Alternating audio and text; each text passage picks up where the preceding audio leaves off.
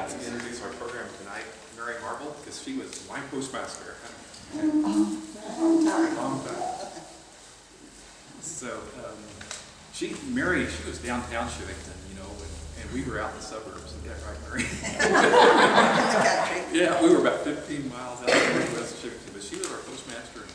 Back then, we got our mail 3 times a week, Monday, Wednesdays, and Fridays, and boy, it was at our box out there in the corner at 10 o'clock sharp.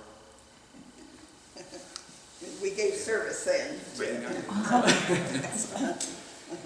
And we have a little surprise here with this quilt. Yes, I want to look at this later. Well, as Chuck told you, that I am Mary Marble, of course. Now then, if those of you who don't know me, that's who I am. I'm Joe's mother, and Joe's my only son, and I also have a daughter, an only daughter who lives in the May Valley area, who is Alta McBee, and that's my family here in the area. But anyway, the public speaking instructors tell us that when we get up to speak before a group, that if we tell a joke, it will help get our audience involved with what we're going to, the program, the speech and program we're going to give. But I'm too old to be joking around, so I'm just going to get down to my subject.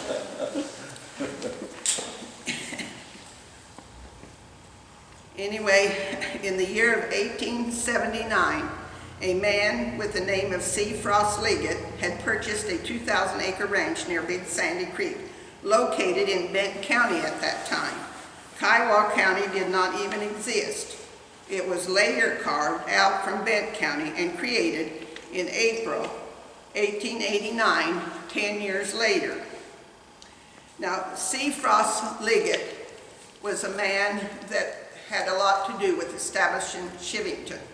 He also had a lot to do and was very prominent in the town of Lamar and helped Lamar grow to what Lamar grew to be. So I hunted up some remarks about C. Frost Liggett, and I want to give that to you to start my program out. He was born in Ohio in 1858, grew up in that area, and he obtained his education there. And in 1877, he crossed the plains for Old Mexico on horseback, but he stopped off at Santa Fe, New Mexico. While in that area, a few years of his time was spent on cattle ranches living among the Indians. He later drifted towards the Rocky Mountains on his return back toward the east, and he ended up with 2,000-acre ranch along Big Sandy Creek, where the town of Chivington is built. During his time in this area in 1888, he published the Chivington Chief newspaper, and he did so for 8 years. He was postmaster of the town for 5 years at that time. In 1890, Governor Cooper appointed him county commissioner for 1 term. And in 1895, he established and printed the Kiowa Press at Sheridan Lake. And Sheridan Lake at that time was the county seat. But Eads stole the county courthouse and moved it to Eads, and now Eads is the county seat. He was deputy county treasurer of Kiowa County, but in July 1897, he was appointed receiver of public monies and special district agent in Lamar. That's why he came into Lamar then. He was known as the receiver of the United States Land Office in Lamar and was held a fraternal membership in the Lamar Mason Lodge number 90. I have some pictures here of him that I want you to check out. Well, anyway, then in 1887, the Missouri Pacific Railroad became anxious to connect the east up with the other lines being built near the Colorado Rockies. So they decided to complete a line west through eastern Colorado from Kansas City to Pueblo. And soon the Missouri Pacific Railroad was laying their rail across this Liggett land, and the town of Chivington was established. With the coming of the railroad, the name for the town was to be chosen. And as the railroad moved west, the names of the towns along the lines were to be named in alphabetical order. Arden and Brandon had already been named, so the name of the town was to come up with a name beginning with the letter C. Thus, it was named Chivington after Colonel Chivington, who had led troops in the Sand Creek Massacre on November the 29th in 1864. 16 towns were later named in alphabetical order along this line. Now, you can look at this book and tell here's where we started out, from start to finish, A, B, C down the line. And it tells on here, in alphabetical order, the name of those towns. And I tried to think as they went on west, I remember maybe when they got down the M-N and O, they got into Alney Springs. I don't know whether that was right or not, but it tells in alphabetical order how those were named. This Liggett land site lay between two live creeks, and there seemed to be plenty of water. Sand Creek was 1½ mile to the east, and Rush Creek 1½ mile to the west. And upon the railroad reaching this area, the town of Chivington started to boom, and it was decided that a 15-stall roundhouse for the railroad would be situated here. To this day, you can still see an indentation in the ground identifying the place where the roundhouse was to be. As the town grew, the railroad was quickly laying rail to service this roundhouse, and at this time, houses and businesses of all kinds were being built. Mr. Liggett was in the land business, and during a brief period of 2 months, from September 27th to November the 17th in 1887, $36,000 worth of lots had been sold for houses and businesses. And within 12 months, the town grew to be an incorporated city. According to the records, the population had grown to several thousands, and there were boasting of 35 good businesses and others starting up each day. There were at least 18 eating places, as well as many saloons, along with a tailor shop, a barber shop, a tin shop, machine and repair shop, a printing office with a newspaper, a Chinese laundry, drug stores, a doctor's office, livery stables, butcher shops, real estate offices, grocery stores, and a bakery. This just names a few. But what came to my mind when I searched this out, I found they didn't have a bank, and that seemed odd to me because as much money was changing hands at that period of time, they didn't have a bank. But I did read in one of the books that I have that Diston, which was down the line just 6 miles west of us, had a bank. And that seemed odd to me that Chivington didn't have a bank, but Brandon did to the east of it. One of the structures that caught everyone's attention was the construction of the Kingdom Hotel, which was to be the most magnificent hotel in the West. It was to be built 3 stories high, a Queen Anne style with a 50-foot cupola. It had 60 sleeping rooms, a handsome dining hall, and a beautiful ballroom. The hotel was in connection with a steam laundry and an ice house, and the entire building was to be supplied with water by a windmill and a storage tank. The ground floor was a supply and grocery store, providing people with all of their needs, from a toothpick to a sack of feed. Now then, Eads history class took a picture of this Kingdom Hotel for the cover of their book. And here we go, here it is. This was what they had. And here we have Francis Sherman, is one of these cowboys over here. And he still lived at Chivington when I first moved there. And here is Kent France, who is related to, pardon me? He's the guy in the middle. In the middle here? Yeah. And he is related to Sherry Bowen. My granddad. Her granddad. But and if any of you happen to know the Adamsons that live at Chivington, and they live at Eads now, and Jimmy Adamson did live here in Lamar, Mr. Sherman was an uncle to the Adamson family.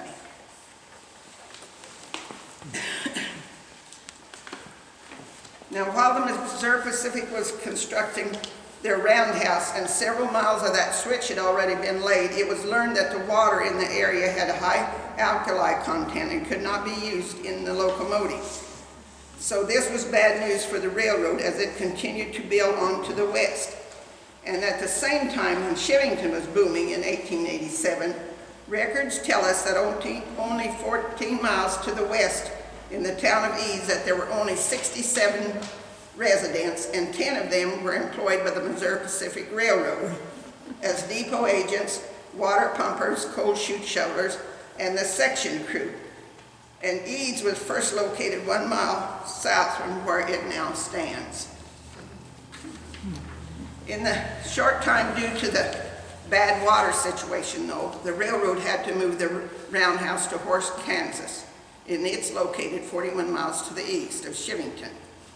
Now, I have a copy of a document with me from the National Archives, which was sent to the Postmaster General in 1887, asking for a post office to be established in Chivington. And this permission was given on October the 24th in 1887. The document states that at that time, a hack line is running every day from Lamar to Chivington hauling mail. Later,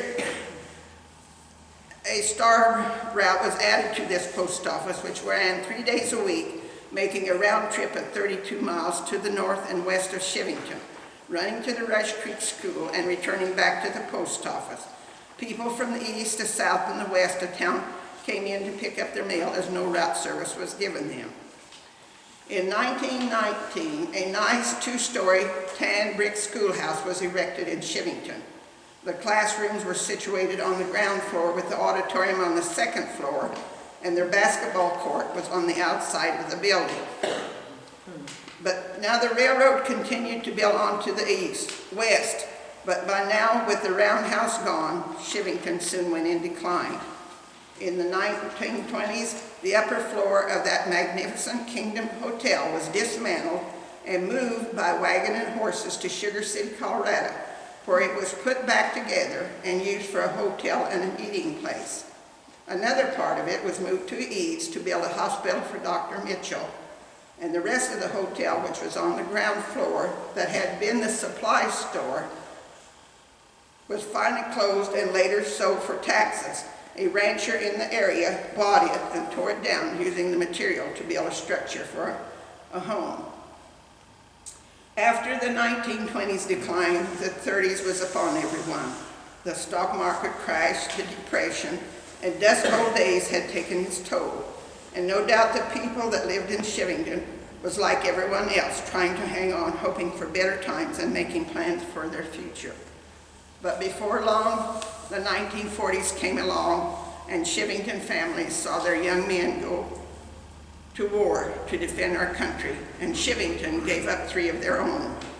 Mrs. Arnold was postmaster at the time, and she gave up her only son, Don, missing in action in a submarine incident.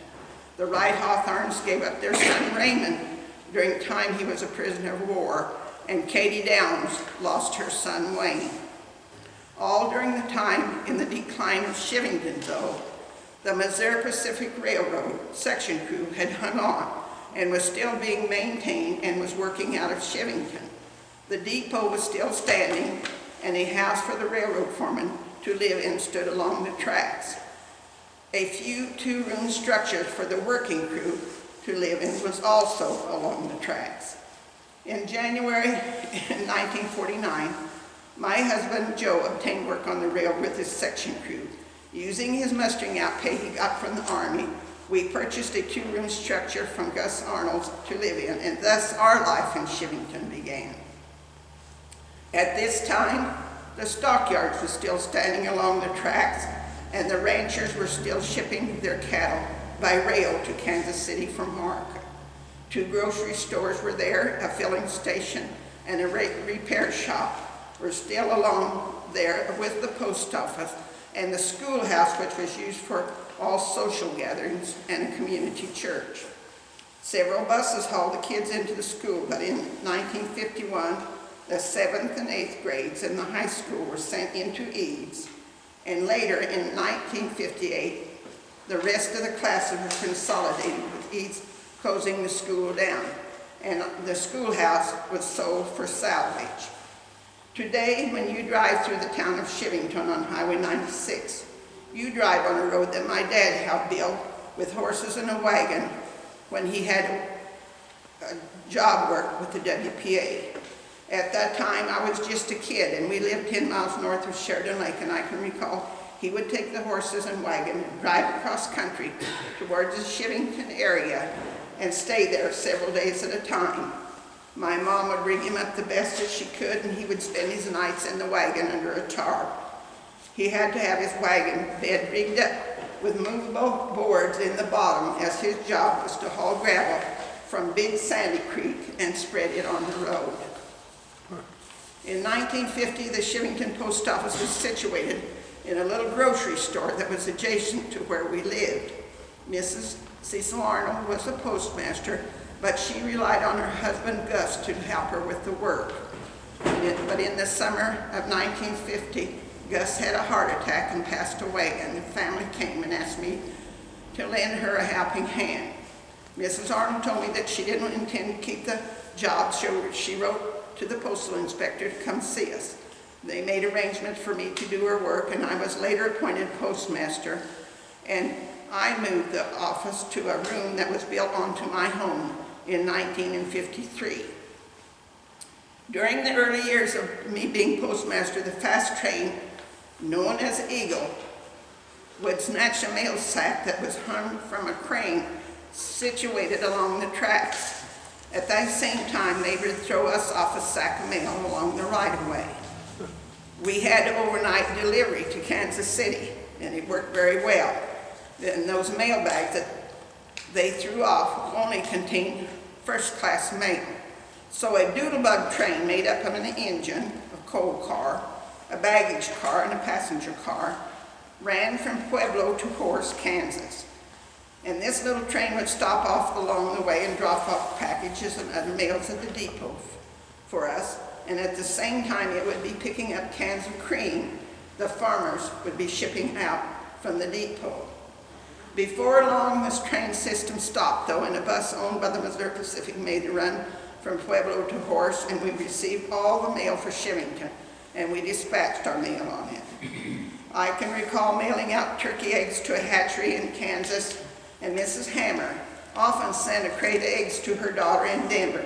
The postage was 95 cents a crate.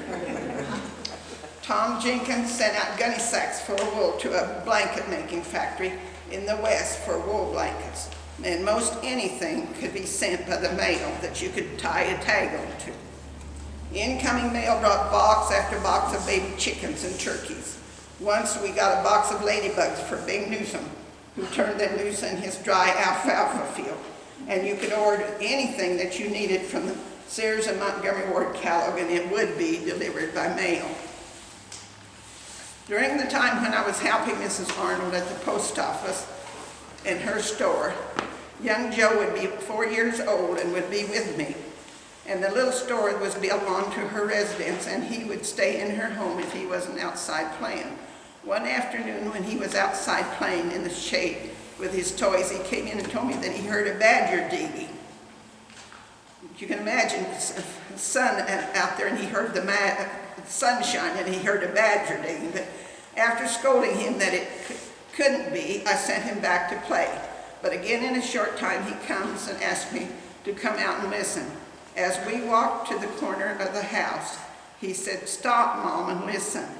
About 8 feet from where he was playing, you could hear and finally see an old well caving in. I often wondered if he had been on top of it and started it to cave, but it ended up his playing outside for that day, though. When his dad came in, he took care of the open well. In 1950, years were good for Chivington. In the early 50s, REA brought us electricity. The Friends Church was constructed, and later the Sunflower Telephone came into town, and we had phone service. And during the time when young Joe was 4 to 5, there was an old elderly gentleman who lived upon the hill east of town who we knew as Uncle Tom. And Tom had a big herd of sheep, and every day Tom would herd those sheep through town to grass pasture just west of town. And Joe would be ready when Tom came by with those sheep. He would have a walking stick and a bucket to sit on, just like Tom, and go along with the herd. At noon, they would herd those sheep back to Uncle Tom's place. And since it would be dinner time, I asked him if Tom ever asked him for dinner. He quickly advised me that he was always coming home to eat, as Tom never washed his dishes. He just turned them upside down. I think it must have been good for old Uncle Tom, though, because he lived to be almost 98 years old. When we first moved to Chivington, not much wildlife was to be seen. But as time went on, you could see quail, coons, deers, wild turkeys, bobcats, rabbits, and a lot of rattlesnakes. In 1957, a den of rattlesnakes showed up in a root cellar on the abandoned property that joined us. And this root cellar was not far from our back door. It took several days to clear them out with help from others and many people looking on. And I brought a photograph album showing those snakes. I want you all to see it, that deal. In the 70s, the railroad section crews were consolidated by the Missouri Pacific, and the employees were made into a roving crew. The crew was hauled by truck from one place to another to keep up the track. By this time, my husband Joe had in 20 years of seniority, and he moved around with the gang to hold on until he could retire in 1978. But young Joe worked on the roving gang a short time before he went into service. In the 70s, the trains would set a lot of fires along the right-of-way, caused by carbon sparks from the engine or a hot box on a wheel. Anyone in the area would see smoke would call me at the post office, knowing that I had to be there, and tell me to call a fire crew together and where I should tell them to go. The neighbors all call me the fire chief, as well as other titles from mayor to banker, along with the Bureau of Information. There was always something going on in Chivington, though, to create excitement. I once flagged a fast freight train to keep it from hitting a double-deck semi loaded with cattle that was stranded on a crossing just east of town. If the train had got through Chivington, it would have hit the semi, and by the time the train got down there to help them get off the track, they had another loaded semi double-decker hooked onto it, trying to jerk it off, so it would have caught two of them, not one, if that train had got through the town of Chivington. In the late 80s, they discontinued running trains over the Missouri Pacific line. The rail is still there, though, waiting to be picked up for salvage. After 100 years of service, the Missouri Pacific Railroad had come to an end. In May of 1987, we got a new post office building set up in the schoolyard corner along the highway. And on October the 1987, the Chivington Post Office was 100 years old, so we had a big celebration. Over 2,500 letters was canceled out with a special cancellation. We had a Pony Express delivery mail to Brandon and back, and Jean and Cindy was in on that deal. We enjoyed the day with lunch at noon, turning balloons loose and visiting with folks who had come from all far and near for the event. And after working 38 years with the Postal Service, I retired on January the 1st, 1988. The 103-year-old post office was closed on November the 23rd in 1990. And today, everyone gets 6 days a week service on a route out of Eads. In 2002, my husband Joe passed away, and my good friend Lloyd Philippi, who checked on me often, met a tragic accident in Chivington, and my hired hand that I used from Eads passed away, making it imperative that I move close to my family. So in 2007, I moved to the Moon Valley area. Just last year, a tornado tore things up in Chivington. At this time, though, a new Friends Church is being built by its members to replace their damaged church. The two old cemeteries in the area would no doubt tell sad stories if they could relate them to us. One is located a quarter of a mile south of Chivington, and the France Cemetery lays 3 miles to the northwest. Today, this town site is 136 years old, and what I have presented to you is just a mere highlight of history on Chivington. I'm sure it would take quite a book to tell it all. Maybe someday someone will take on the task and write one. But one time was a thriving metropolis, and at one time was bigger than Lamar, is now just a wide place in the road, where 3 families still live, and where I lived for almost 60 years. Even though my body and soul is at May Valley, close to my kids, a small part of my heart remains in Chivington. Now, I wrote a couple of articles that I want to read to you as I close. And one of them is, I wrote about Chivington, my hometown, and the other that I have is the good old days. That I want to read to you. The place where I live is a wonderful place, just off Highway 96, where wildlife loves to roam. It's a peaceful place out in the wide open spaces, and a place that I love to call home. The doves coo sweet in the morning, and a soft breeze turns that old windmill. Here we greet the dawn with thanks to God for this place neath the western hill. There has been times of great joy and some sorrow.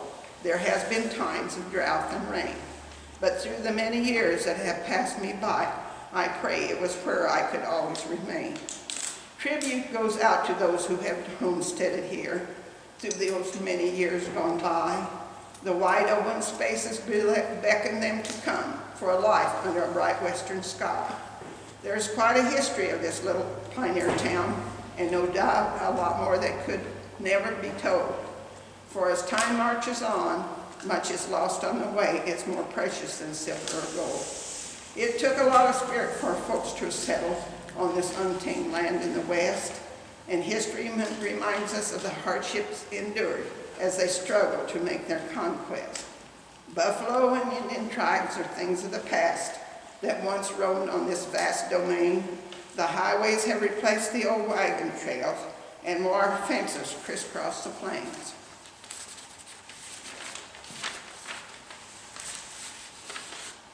God made our country, and man made this town, and the settlers have each gone their separate ways. The wheels of progress are not made to turn back and return us to the good old days. We often see the blue skies dotted with planes and such, and recall the distant rumble of a train. But through all of the many changes that have taken place, a little place, just a wide place in the road, the town of Chivington still remains.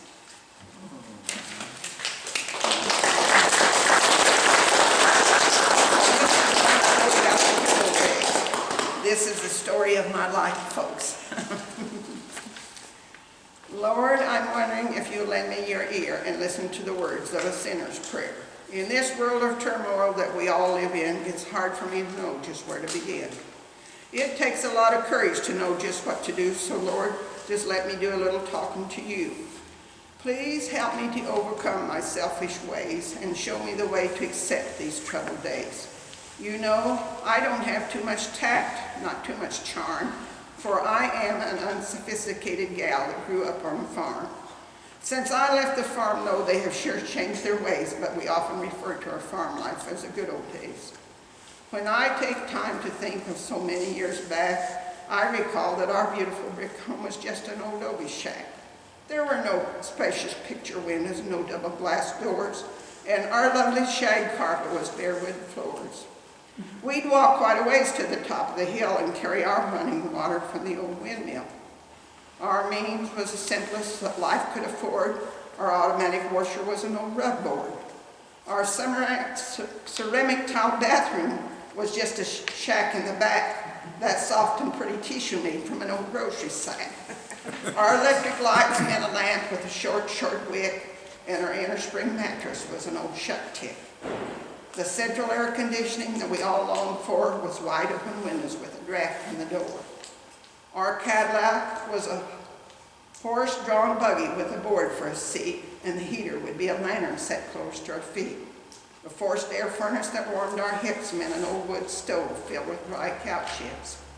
We'd get up in the mornings to those bare wood floors, put on some wraps and go do our chores. To get all of them done meant a lot of hard work, and each had a job to do and no one could shirk. There would be chickens to feed and hogs to slop.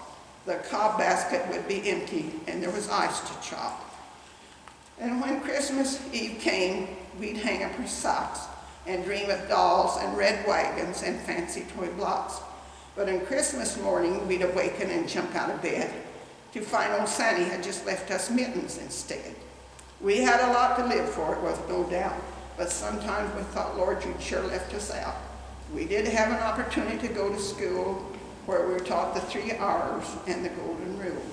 The patch clothes we wore were mighty thin, but we wore them over and over, again and again. Springtime always brought hopes of a much better year, so we'd make plans for a harvest without any fear. With horses and a plow, we'd put in a crop, work from sunup to sundown till we'd nearly drop. Farming wasn't easy, for our tools were few, and the first tractor that I can ever remember of was an old Waterloo. Mom planted a big garden and was proud of her ground, and it meant a lot of good eating when winter goes around. When the weeds got started and tried to take command, we'd all go to the cornfield with a hoe in our hand. Our coffee break was a jug of warm water at the end of the row, and with a rusty old file we'd sharpen up the hoe. At evenings, our dad sharpened the shears from the plows while someone walked miles to bring in the cows. Sundown taught us with a milk bucket over our arm. You remember, Lord? That's how it was on our old farm. Our crops didn't make much, and we didn't plant wheat. Income was meager, for corn sold cheap. All we had, Lord, was what you sent. In those days were no payments from our government. It was happy, hard living in those good old days, and it might happen again if we don't change our ways. Luxuries are wonderful, I won't deny, but none of us need the best that money can buy. I know times have changed, all others do, but we can't have our cake and eat it too. Teach me to be less demanding in future days and help me overcome my self-serving ways. Lord, I just ask you for ordinary means, enough after all deductions for taters and beans. I have more than I deserve, and I give you the praise, and I thank you for letting me think back to the good old days. That's wonderful.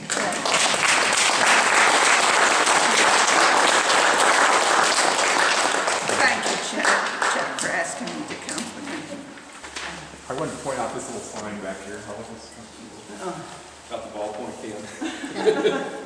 Yeah. It says here that the ballpoint pen placed here on the desk for your convenience are the property of the U.S. Post Office. The penalty for the theft is $500. or 1 year in prison. You'll notice the pen is still there. Chuck, why don't you tell everybody how you had the idea to set this all up? When Sherry and I were always going places, we always stop at antique stores, no matter where we're headed, what we're doing. And we stopped by a little antique store in Manzanola several years ago. And I was betting that this was in there. Like, good night. What's that been in Manzanola? So I had to buy it, take that home with me. Yeah, see, a guy from Colorado Springs took it with him from the Chivington place. But I wanted to tell you something about how I got rid of with that working at the post office with an insurance salesman. I've got to go around here to show you, though, to tell you.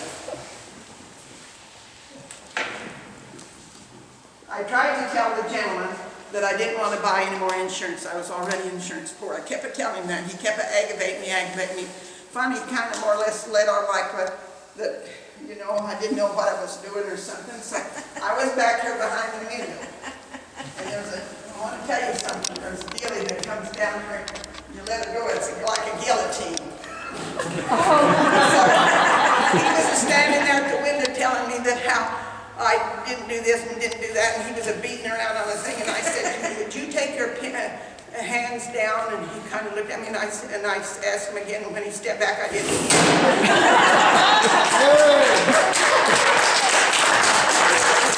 One little story, Mary, would you mind telling about how you would keep open till midnight on income tax return day? Chuck's dad was an accountant, and he did income tax. He did mine all the time. He did everybody's in the country. And bless his heart, he worked just as hard as he could. I know he did. But he'd always call me and tell me how late could he come in with those income tax. And it was on April the 15th. And he said, Mary, how late can I come in with them? I said, you just bring them in and I'll take them and we'll cancel them out. And bless his heart, how he did it, I don't never know. Here he would come with an arm, right at midnight. With those, all the, you can't imagine how many income tax he returns. He brought in there, and we would cancel them out at midnight. But Mr. Bowen was such a nice and honest man. He wanted to know for sure if I just would stamp them out for him. So I'd stay up, he'd bring them in, and we'd cancel them out. Everything's changed over the years, though. We used to just dump the stuff in on 15. And we didn't change our dates because we canceled all of our own mail. We didn't change our dates, so the next morning we But stamped boy, them they out for wouldn't the do that. 15th. They wouldn't do that for you to this day and age. No, they wouldn't. No.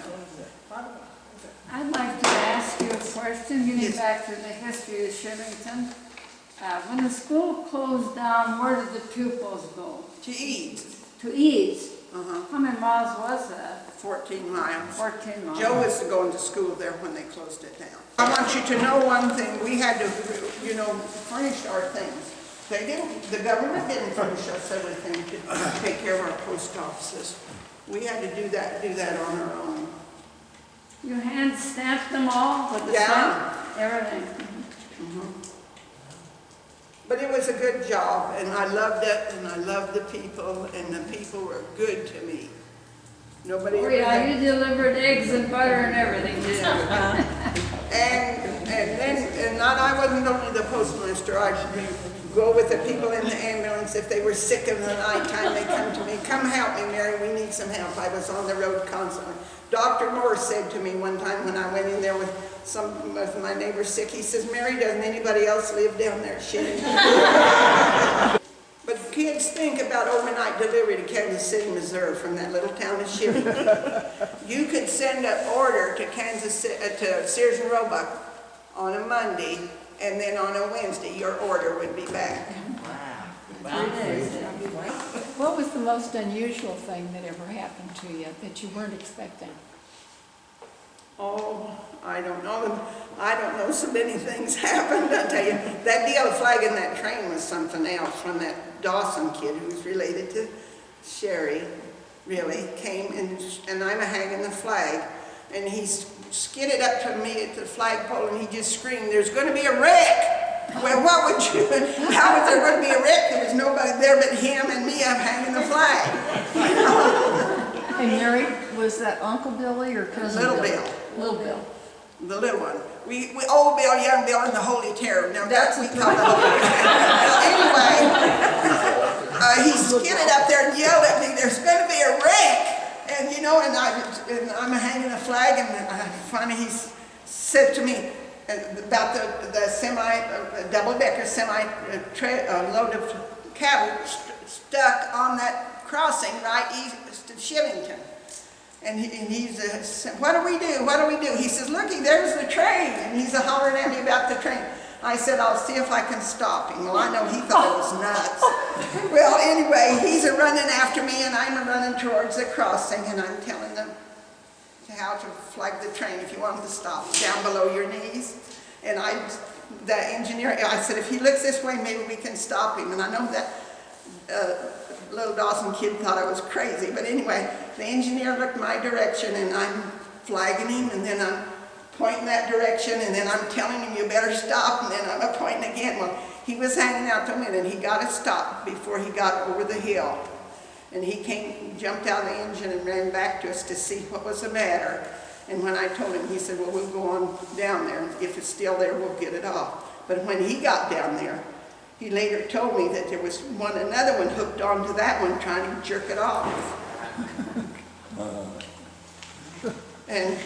But when I flagged that train, and they hit the air, then that thing started jerking like, boy, it's going to jump off from the track. They put the air to it, and I don't know whether the engineer thought maybe there was a kid or something on the track or just what I was trying to flag. And then I thought, my God, well, I have got myself into a lot of trouble, You just don't know. But then that's how that worked out for me that day. But the most unusual thing was when we found all these rattlesnakes right back at my back door. 50 feet from her door. You just can't imagine what that was like.